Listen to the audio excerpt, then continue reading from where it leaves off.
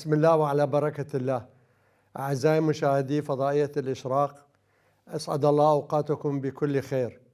يسعدني أن ألتقي بكم مرة أخرى في برنامج رشقار فيلي، البرنامج التي كانت تعني بالأمور الفيلية، حياتهم الاجتماعية، حياتهم السياسية، الاقتصادية، سكنهم، ناحية جغرافية، ناحية تاريخية. نبدأ الآن البرنامج باللغة العربية، لكون أغلب سكان بغداد أو المناطق العربية ضعفت عندهم اللهجة الفيلية واللغة الكردية، فهذا البرنامج تقريبا للجيل الجديد أو الشباب الناشئ الجديد. أول ما نبدأ به موضوع الكرد الفيلية، الفيلي نبدأ أنه ندرس جذور هذه الكلمة، من أين جاءت كلمة الفيلي، وكيف أطلقت هذه الكلمة على هذا المكون وعلى هذه الشريحة على مر التاريخ. طبعا هناك آراء كثيرة حول الموضوع من جانب المؤرخين وكذلك الكتاب الأكراد، يعني من الكرد الفيلية الذين درسوا هذه المكون ودرسوا جوانبها من التاريخية أو السياسية أو شيء. هناك عدة آراء حول مفهوم كلمة الفيلي. الكلمة هذه تعني معاني كثيرة، والمؤرخين كل واحد منهم فسر الكلمة حسب ما وصل إليه اجتهاده. فقسم من العلماء أو علماء التاريخ ذكروا أن كلمة الفيلي تعني البطل، الشجاع، العاصي. فهذه الكلمات، يعني كلمات الشجاعة والعاصي والمتمرد والبطل، فهذا أيضا استعملها باسيلي نكتين بكتاب الأكراد. هذا مؤرخ روسي كتب كتاب عن الأكراد، اسمه كتاب الأكراد، فيذكر أنه كلمة الكرد أيضا تعني البطل والشجاع والعاصي والمتمرد، يعني نفس تقريبا المفهوم. فهنا التقى المفهومان، مفهوم كلمة الفيلي بالنسبة للمؤرخين وأيضا مفهوم كلمة الكرد. هناك آراء كثيرة حول الموضوع، منهم يدعي أنه هذه الكلمة جاءت من كلمة بيلي ملك حكم المنطقة سنة 2550 قبل الميلاد، وأيضا 12 من سلالته هم أيضا بعد استلموا الحكم، فاستلم حكم يعني استمر سنوات طويلة. فقسم من المؤرخين يدعون أنه هذه الكلمة، كلمة بيلي، تحولت من بيلي إلى فيلي. وكون كلمات كثيرة باللغة الفارسية أيضا، مثلا عندنا بارس،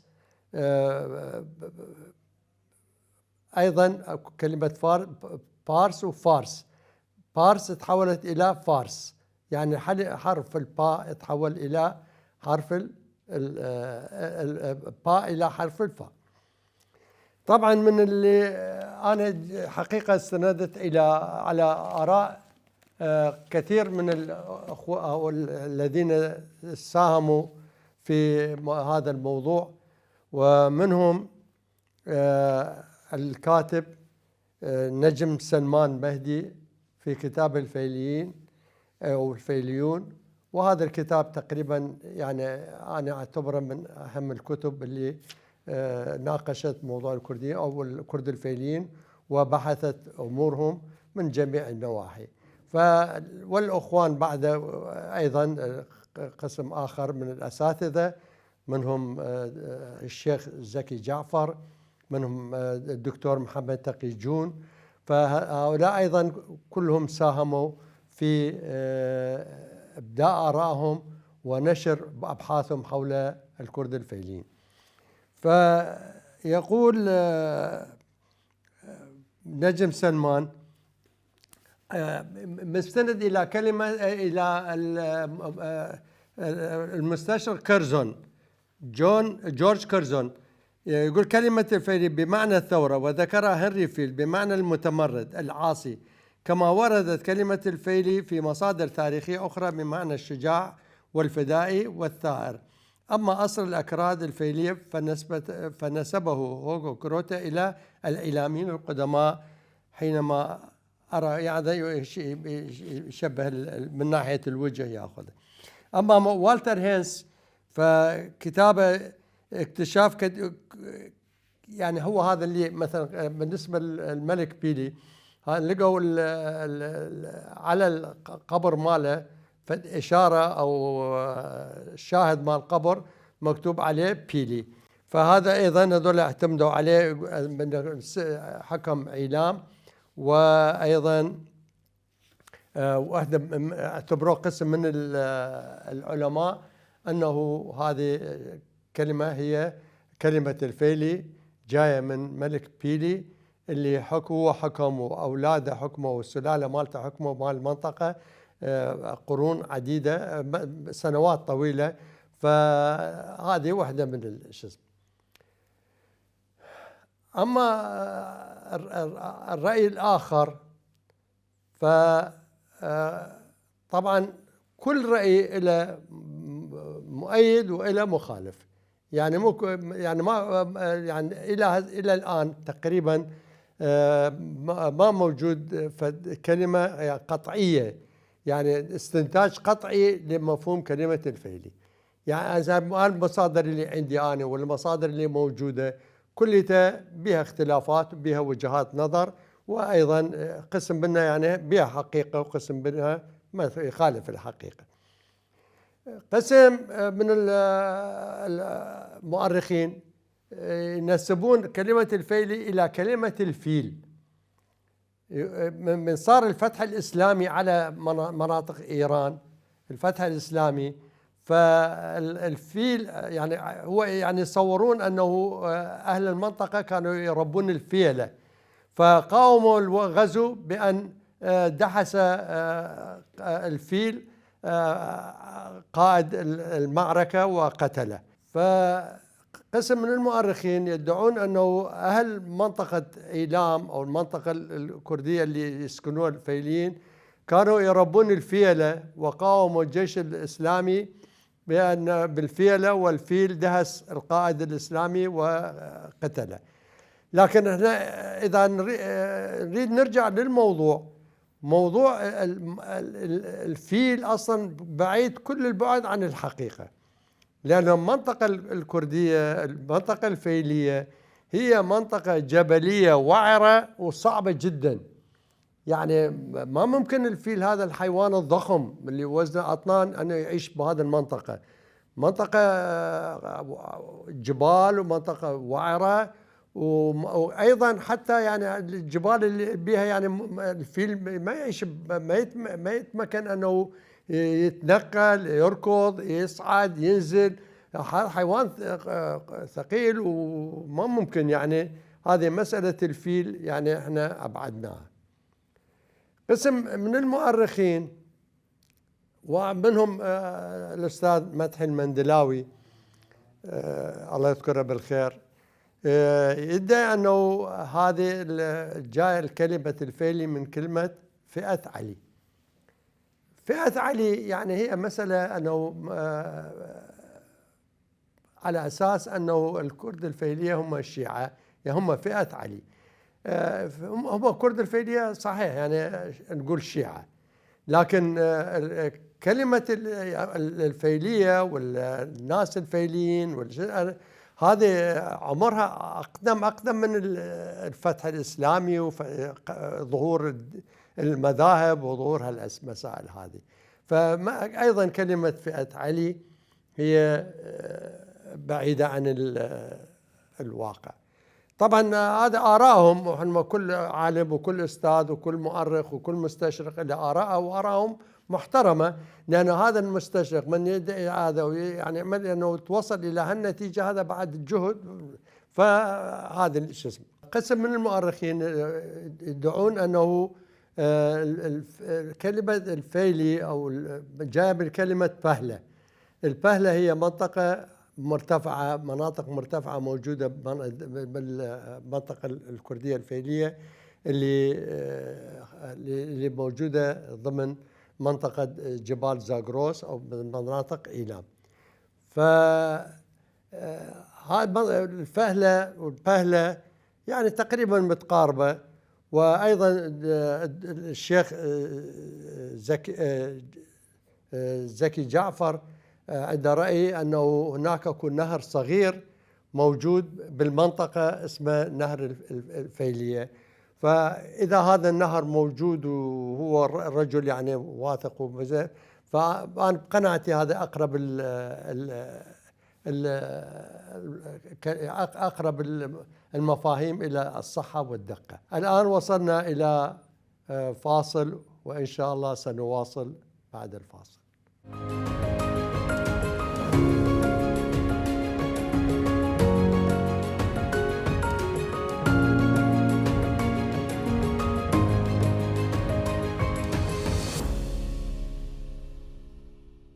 أعزائي المشاهدين، عدنا إليكم لتتمة برنامجنا رشقار فيلي.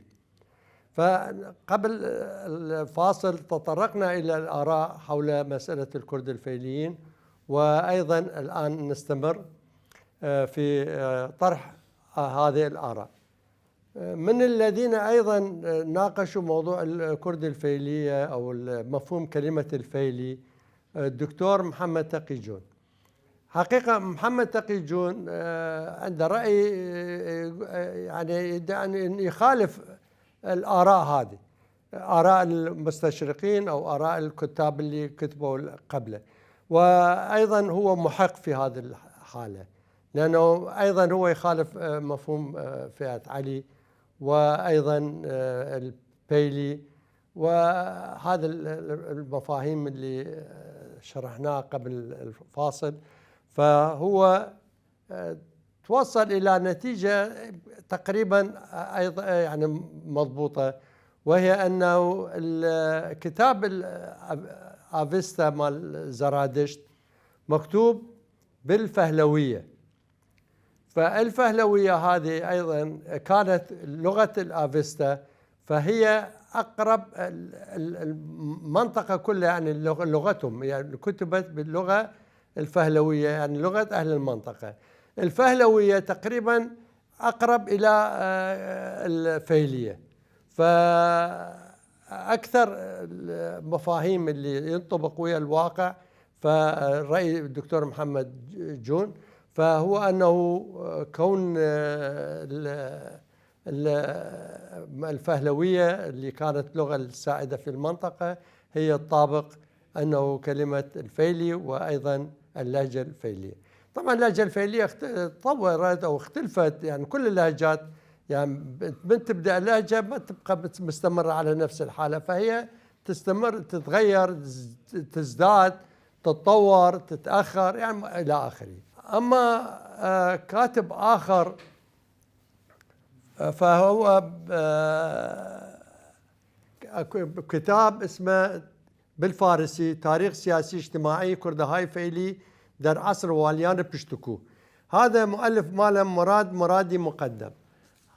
تقريبا هذا الكتاب يعني أنا شفته ولو مكتوب بالفارسي ومع الأسف ما ترجم، يعني أحسن أو أكثر من الكتب اللي تطرق إلى مواضيع الكرد الفيلية، خاصة بوقت بعصر ولاة الفيليين، يعني من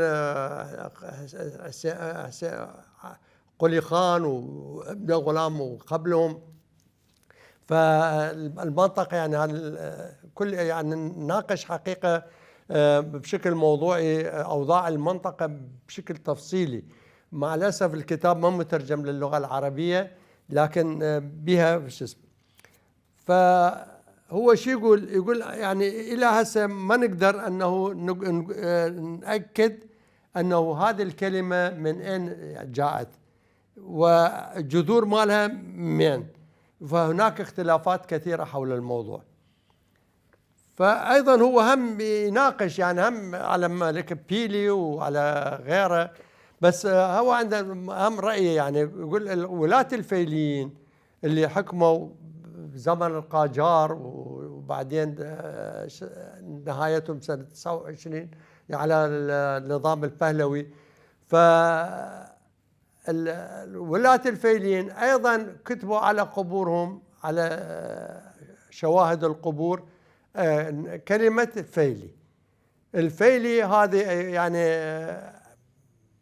معتز بها أو ما يعني ما نعرف أنه هم يعني بالأساس الأول واحد كتب أنه الفيلي هذا من مستنتج. يعني بصراحة ما عندنا شو اسمه كل الآراء اللي موجودة أنه واحد يقول من كلمة بيلي، واحد يقول من كلمة الفيل، واحد يقول من فئة علي، واحد يقول من يعني أسماء وأشكال يعني مفاهيم متعددة، لكن قسم منها قريبة من الواقع مثل ما قلت يعني كلمة مال محمد تقي جون أنه من الفهلوية، والفهلوية الكتاب اللغة اللي كتبت به الأفستا كتاب زرادشت.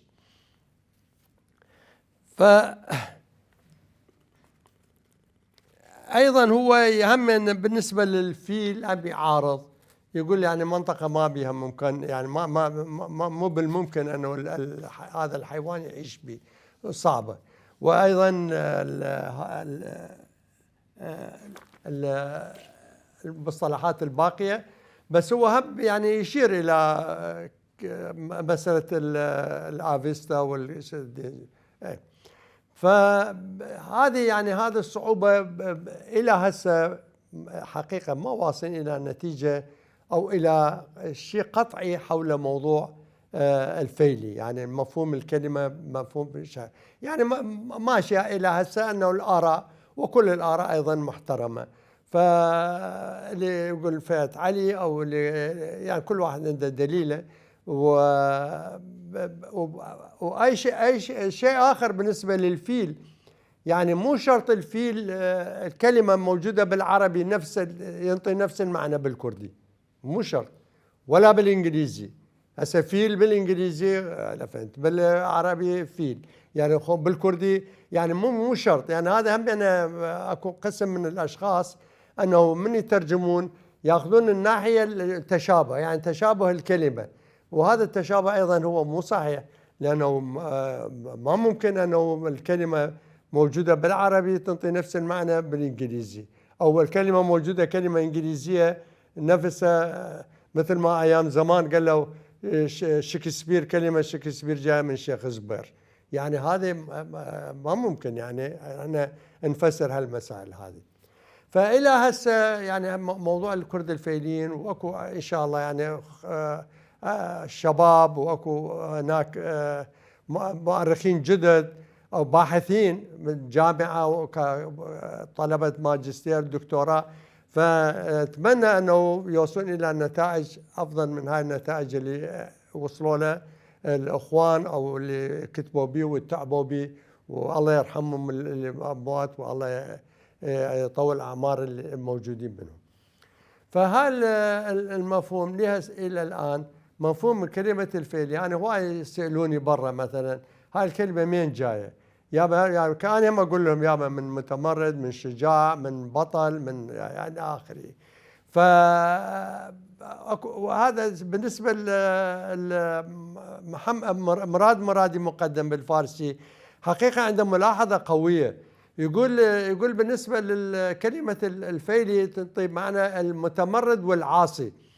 قال إذا هذه الكلمة أنه متمرد وعاصي صحيحة، فالوالي الفيلي ما يخلي على قبره عنوان إله. يعني دائما الإنسان دائما اللقب يدور على لقب شيء جيد، مو لقب أنه مثلا متمرد عاصي زي ذا. هو يعني والي منطقة، والي يعني تقريبا كان يحكم مثل ما يحكم الملك، يحكم يعني عند السلطة يعني مطلقة. فكيف أنه يكتب على قبره أنه متمرد أو عاصي؟ عاصي على من؟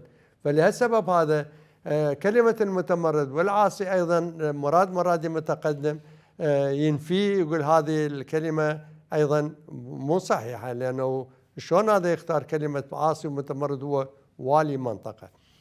فإذا إلى الآن مع الأسف ما متوصلين إلى هذه الكلمة، ويعني دراسات ما واصلة إلى ما أعرف يعني إذا أكو مثلا بغير لغة يعني باحثين أخر.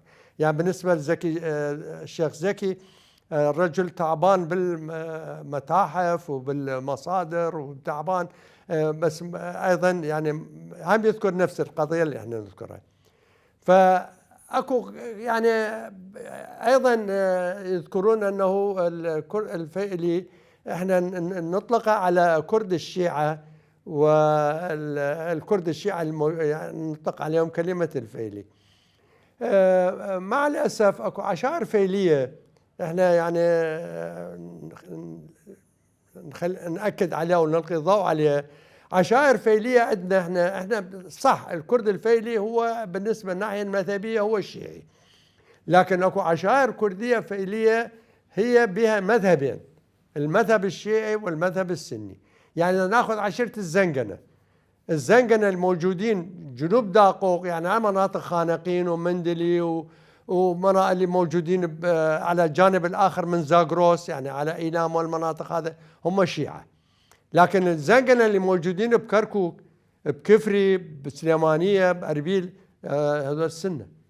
يعني احنا ما نقدر نعمم هذا شو اسمه، لأنه هاي العشائر الزنقنة والكلهر الموجودين أيضا عندنا بمناطق إيلام ومناطق العراق، يعني سواء بدرة وزرباطية أو مندلي خانقين، يعني من عشائر الكبيرة، يعني عشيرة كبيرة كلش، من تقريبا من أكبر العشائر.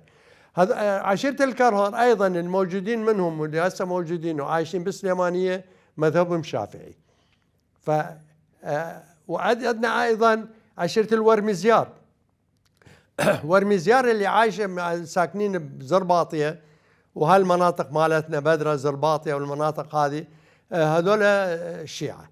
لكن الورمزيار اللي عايش مثلا بكردستان بشمشمال أو بهالمناطق هذه حلبشة وهالمناطق، فهذول أيضا هم سنة. فأيضا احنا ما نقدر نطلق هاي الكلمة نقول الكرد الشيعة هم الفيليين هم كلهم كرد الشيعة. لكن احنا الخلاصة ناخذ الموضوع أنه الفيليين الموجودين تجمعهم عدة عناصر أو عدة أواصر، منها أولا اللهجة. احنا الفيليين نحكي لهجة واحدة، إذا بخانقين إذا بمندلي إذا بعيلام إذا بأي مكان هاي اللهجة مالتنا معروفة. لأن اللهجات الكردية متعددة، عندنا اللهجة البادنانية السورانية يعني اللهجات الرئيسية موجودة، اللورية واللور هم أيضا اللهجة اللور هم أيضا أكراد، بس اللهجة من لهجات اللغة الكردية. اللغة الكردية بها لهجات هواية، يعني بادنان وسوران، ويعني عندنا هورامي يعني مجموعة لهجات عندنا باللغة الكردية. فأيضا احنا عندنا هاي اللهجة الفيلية تجمعنا. ثاني أو آخر أنه عندنا المصالح المشتركة، يعني احنا تقريبا عندنا علاقات قرابة وعلاقات بين كل الأكراد اللي موجودين بهاي المنطقة المحصورة على جانبين زاغروس. وأيضا عندنا علاقات المصاهرة والزواج وعلاقات القرابة وعلاقات تجارية وأيضا المذهبية. فأيضا احنا يعني اللي موجودين يعني أغلب الأكراد الفيلية المتواجدين بهاي المنطقة يعني على جانب زاغروس تجمعهم هاي الحالات: اللهجة، المذهب، المصالح المشتركة، والتاريخ مشترك، وقرابة وزواج وهذا. إلى هذا الحد نكتفي بهذا الموضوع، وعلى أمل أن نلتقي بكم في حلقات قادمة. نستودعكم الله وإلى اللقاء.